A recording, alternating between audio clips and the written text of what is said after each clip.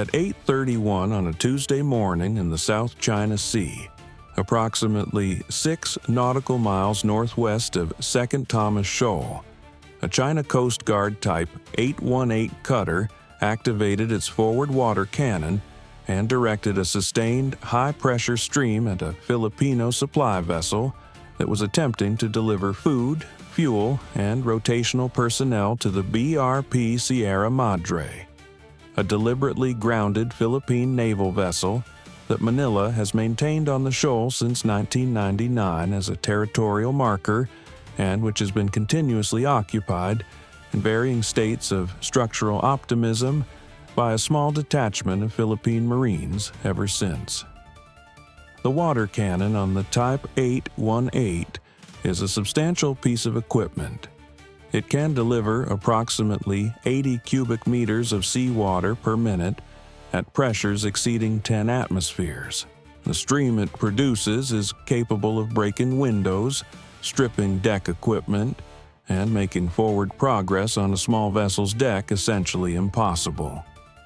The Filipino supply vessel, a civilian contracted wooden boat of approximately 40 feet, carrying rice, canned goods, medical supplies, and 8 personnel rotating out to the Sierra Madre, was not designed to resist 80 cubic meters of seawater per minute. Nothing in the Philippine maritime supply chain is. The boat's wheelhouse windows cracked. Its deck cargo shifted. Its crew, who had been attempting this resupply run for the 14th time in the current calendar year, were thoroughly familiar with this experience. It was the 6th time they had been subjected to water cannon in the last 8 attempts. They knew the routine. They kept their heads down and held their course. What the CCG cutter's commanding officer did not know, and what constitutes the foundational irony of the next 3 hours, was that a US Navy P-8A Poseidon maritime patrol aircraft had been conducting an observation track over Second Thomas Shoal since 6:09 that morning, 2 hours and 22 minutes before the first water cannon activation. The P-8A had been recording the CCG cutter's approach to the shoal, its communication exchanges with its shore coordination center, its positioning maneuvers in the hours before the Filipino supply vessel arrived, and the internal communications of the Type 818 crew on frequencies that the aircraft's collection suite had been monitoring without interruption since before anyone on the cutter had eaten breakfast.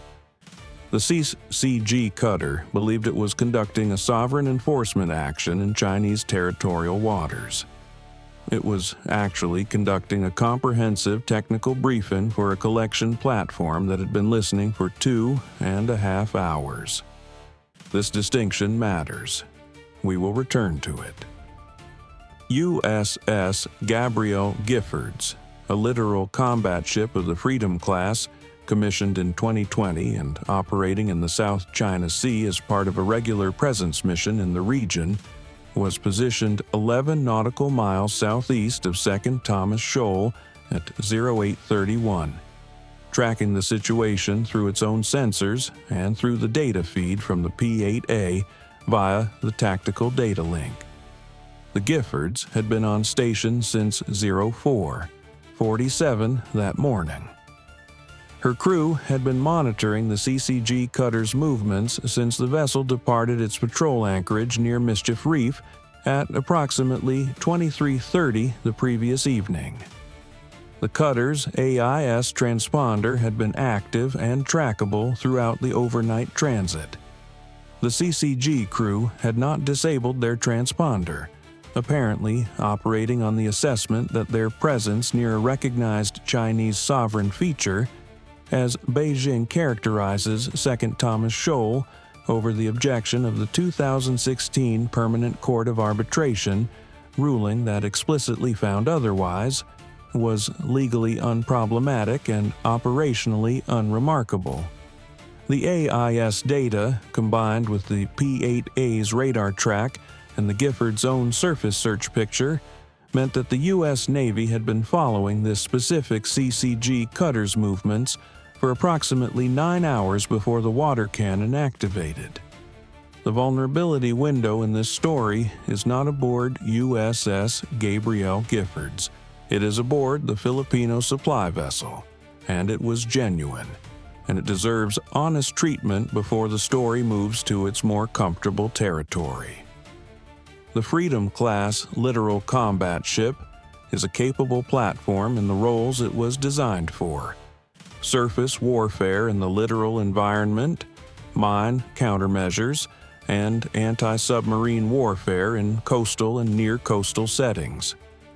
It is not, however, a ship whose presence resolves the specific tactical problem facing a 40-foot wooden supply boat being subjected to sustained water cannon pressure from a 5,000-ton Coast Guard cutter at close range.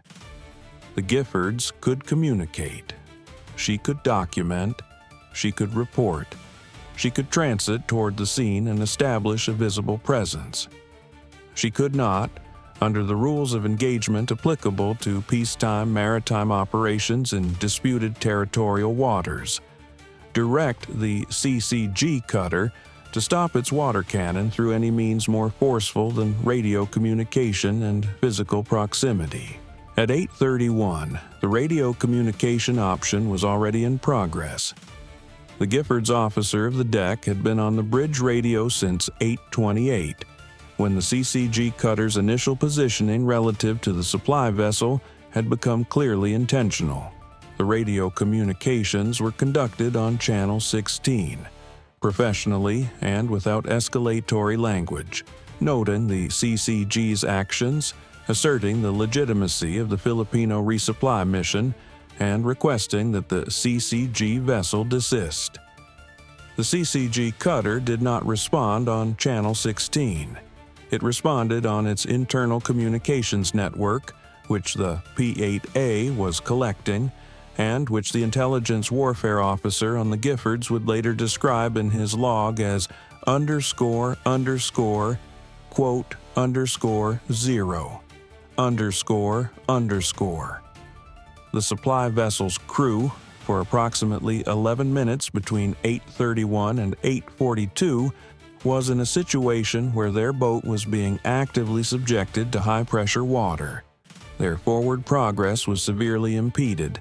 Their communications with Manila were intermittent due to the water striking their antenna array, and the nearest US Navy ship was 11 nautical miles away. A transit time of approximately 25 minutes at the Giffords' maximum speed. 11 minutes. For a crew that had done this before and would do it again, 11 minutes was a known quantity. But it was a real one, and the supply vessel's senior crew member, who had been making this run for 3 years, was not having his most comfortable morning. At 8:42, the Giffords reached a position 4 nautical miles from the supply vessel, close enough that the CCG cutter's radar return showed clearly on the bridge display. The Giffords' own presence was, by this point, equally visible to the CCG cutter's crew. The rate of water cannon application did not immediately change, but the CCG cutter's internal communications did. The P-8A logged a transmission from the cutter to its shore coordination center at 8:44, noting the Giffords' position and requesting guidance. The response from the shore coordination center arrived at 8:47. The P-8A recorded both sides of the exchange. The intelligence warfare officer on the Giffords, who had been receiving the P-8A's collection feed throughout, noted the exchange and its content in his log at 0848. He did not include the verbatim content in the unclassified section of his report. He noted in the summary field that the Shore Coordination Center's guidance to the cutter had been __, quote, _1, __. This is intelligence reporting language for the person ashore told the person at sea to be less aggressive than the person at sea wanted to be. At 8:51, The CCG cutter reduced its water cannon to low pressure and then secured it. The supply vessel, whose crew had maintained their course throughout the 11-minute full-pressure phase with the stubborn persistence of people who have done this before and intend to do it again regardless, resumed its approach to the Sierra Madre. The Giffords had transited to 3 nautical miles from the scene by 08:53 and was now in a position that made any resumption of high-pressure water cannon a decision with a US Navy ship as the most visible witness in the immediate geographic area. The CCG cutter held its position. The supply vessel completed its approach. Rotational personnel crossed to the Sierra Madre. Supplies were offloaded. The wooden boat turned for home at 10:14. Now, let us discuss what the P-8A had been doing since 0609, because this is the section of the story that Chinese state media will not broadcast. The P-8A Poseidon that had been on station since before sunrise was not there by coincidence. Philippine resupply missions to the Sierra Madre follow a pattern, not a perfectly regular schedule, because regularity would make interdiction easier, but a pattern that any sufficiently attentive observer can characterize. The CCG had characterized it. So had the US Navy's Pacific Fleet Intelligence Apparatus, which had been monitoring CCG operational patterns around Second Thomas Shoal for considerably longer than the CCG had been monitoring Filipino supply schedules. The P-8As tasking to the area had been generated 48 hours before the resupply mission, based on an assessment that a CCG interdiction attempt was probable within the mission window. The assessment had been correct. The AN/ALQ-240 electronic intelligence system on the P-8A had been active from the moment the aircraft entered its observation track. The CCG Type 8-18's navigation radar, a commercially derived system appropriate for its Coast Guard mission, had been emitting continuously since the cutter left Mischief Reef the previous evening, and the P-8A had been collecting its emission profile for 2 hours and 22 minutes before the water cannon activated. This was, from an intelligence standpoint, a thorough characterization of the cutter's navigation radar in transit mode, approach mode, and the specific configuration it used during active operations against a contact it was maneuvering on. Each mode produced slightly different emission characteristics. All 3 were now in the library. The communications collection was, if anything, more productive than the radar collection. The CCG Type 8-18's primary communications used a partially encrypted system for sensitive command exchanges with the Shore Coordination Center. The P-8A's collection suite had been characterizing the encryption system's parameters since 0631, when the first encrypted exchange between the cutter and the shore facility had occurred. The cutter commander reporting his position and operational status on the overnight transit from Mischief Reef. 2 hours of encrypted transmission collection at the signal geometry available from a P-8A at altitude above the cutter produced a characterization of the encryption system's implementation that the signals intelligence community would find useful for reasons that classified reporting describes in more specific terms than this script can. The unencrypted communications were, as tends to be the case in these encounters, considerably more forthcoming. The cutter crew communicated internally and with other CCG vessels in the area on frequencies that were not encrypted, because the operational security posture of the CCG at the working level treats communications between crew members on the same vessel as not requiring the encryption overhead. This is a reasonable assessment in an environment where the adversary is a 40-foot Filipino wooden supply boat. It is a less reasonable assessment in an environment where a P-8A has been overhead for 2.5 hours. The internal communications, collected from 6:09 through the end of the encounter, filled 11 pages of the intelligence annex. The content included the cutter commander's briefing to his crew at 7:45 on the day's operational plan, intercepted in full, including the specific positioning instructions for the water cannon maneuver, the timing reference to the supply vessel's expected arrival window, and the communication protocol to be followed if a US Navy vessel appeared. That last element was particularly productive. The protocol the cutter commander described to his crew matched, in specific operational detail, a CCG interdiction communication procedure that the intelligence community had been trying to characterize for 2 years. The cutter commander had explained it to his crew at 7:45. The P-8A had recorded the briefing in its entirety. The intelligence warfare officer on the Giffords, receiving the P-8A feed, had flagged the 7:45 briefing intercept for priority processing at 7:48. 3 minutes after the cutter commander finished explaining his operational protocol to his crew, it was already tagged for distribution.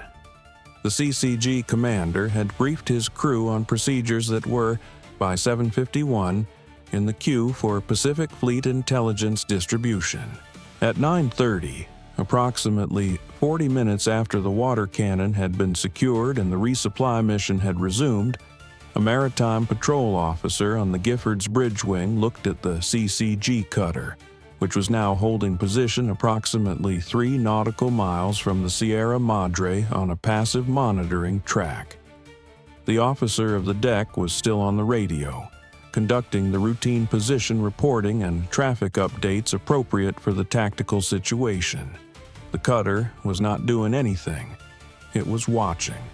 The Giffords was watching it watch. The P-8A above was watching both of them and collecting everything anyone emitted with the patient, comprehensive thoroughness of a system that does not get bored and does not need coffee. The officer of the deck noted in the bridge log at 0932 ___, quote, _2 ___. Then, in the tone of someone finishing a routine notation, he added the fuel state and the weather observation. The weather was clear.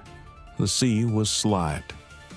It was a normal morning in the South China Sea, if you set aside the part where a Coast Guard cutter had been redirecting a wooden supply boat with industrial water pressure for 11 minutes.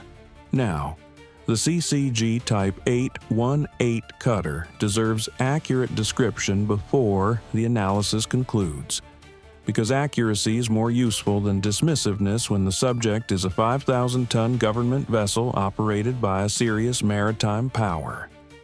The Type 818 is a large, capable Coast Guard platform. Its water cannon systems are sophisticated and powerful. Its crew is trained and professional. As a maritime law enforcement instrument in uncontested waters, it is exactly what it was designed to be. The humor in this story is not about the cutter's capability. It is about the gap between what the cutter's crew believed they were doing, conducting a sovereign enforcement action without significant surveillance oversight, and what was actually happening, which was a comprehensive intelligence collection session in which their own communications infrastructure was the primary source. The cutter commander had briefed his crew on interdiction procedures. The cutter crew had communicated with their shore coordination center about the Giffords' presence. The Shore Coordination Center had transmitted guidance back. The encryption system had operated throughout. All of it had been collected. None of it, from the cutter's operational perspective, had been anything other than routine internal communications. From the P-8A's operational perspective, It had been 3 hours and 41 minutes of sustained, high-quality collection with excellent signal geometry and cooperative emitters. The money accounting of this encounter has a specific shape.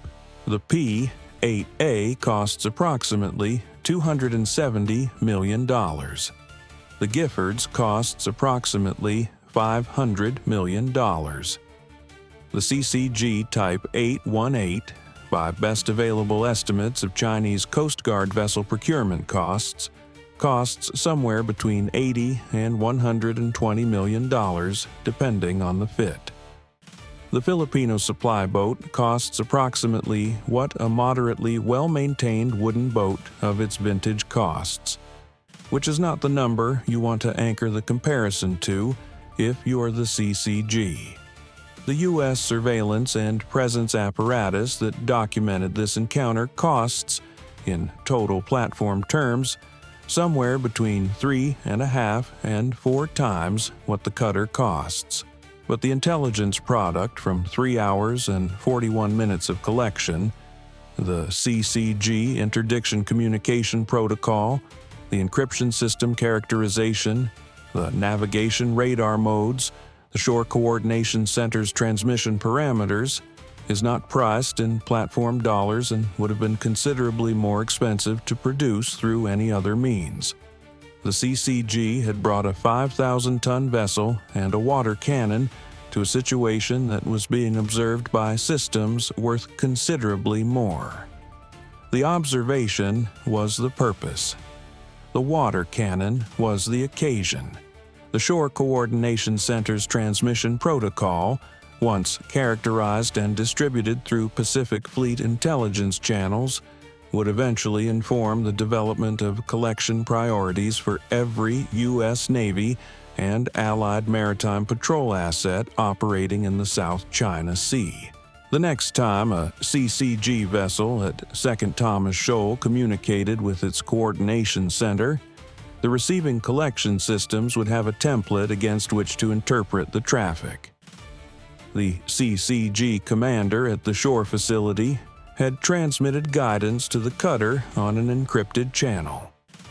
The encryption characterization work begun by the P-8A would continue through follow-on analytical effort. These things take time. They produce results. At 14:30 local time in Beijing, a Chinese Foreign Ministry spokesperson was asked at the regular press briefing about reports of a CCG water cannon incident near Second Thomas Shoal.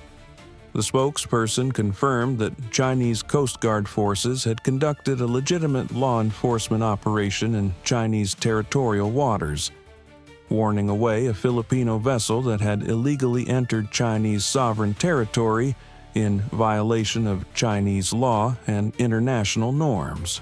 The spokesperson noted that China's sovereignty over the relevant maritime features was beyond question, and that Chinese authorities would continue to exercise their legitimate enforcement rights without interference. The spokesperson did not mention the P-8A. The spokesperson did not mention the Giffords. The spokesperson did not mention the 11-page Communications Intercept Annex, the CCG Interdiction Protocol Characterization, the encryption system parameters, or the Shore Coordination Center's transmission profile.